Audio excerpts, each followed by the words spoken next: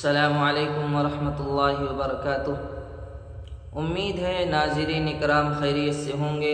اللہ تعالیٰ آپ سب کو خیریت سے رکھے۔ آپ حضرات کے سامنے مسئلہ یہ عرض کرنا تھا کہ کیا غسل کرنے کے بعد وضو کرنے کی ضرورت رہتی ہے کہ نہیں۔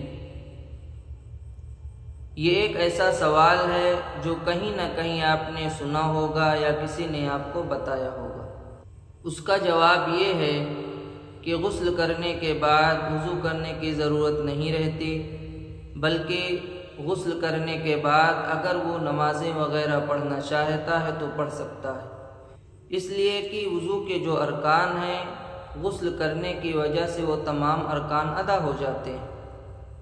ہاں، لیکن یہ بات یاد رکھنے کی ہے کہ غسل کرنے کے بعد اگر وضو کو توڑنے والی کوئی چیز اس کو پیش آ گئی، یعنی حدث پیش آ گیا، تو اب اسے وضو کرنے کی ضرورت ہے، بغیر وضو کے وہ نماز وغیرہ نہیں پڑھ سکتا۔ امید ہے آپ سب مسئلے کو سمجھ گئے ہوں گے، اور اس مسئلے کو آپ زیادہ سے زیادہ شیئر کریں، یہ آپ کے لیے صدقہ جاریہ ہوگا۔ ممکن ہے کسی کو یہ صحیح مسئلہ معلوم نہ ہو تو اس کو صحیح مسئلہ معلوم ہو جائے گا۔ اسی طریقے سے اگر آپ کوئی مسئلہ پوچھنا چاہتے ہیں تو کمنٹ باکس میں اپنا مسئلہ پوچھ سکتے ہیں، انشاءاللہ اس کا جواب بھی بہت جلد دیا جائے گا۔ السلام علیکم ورحمۃ اللہ۔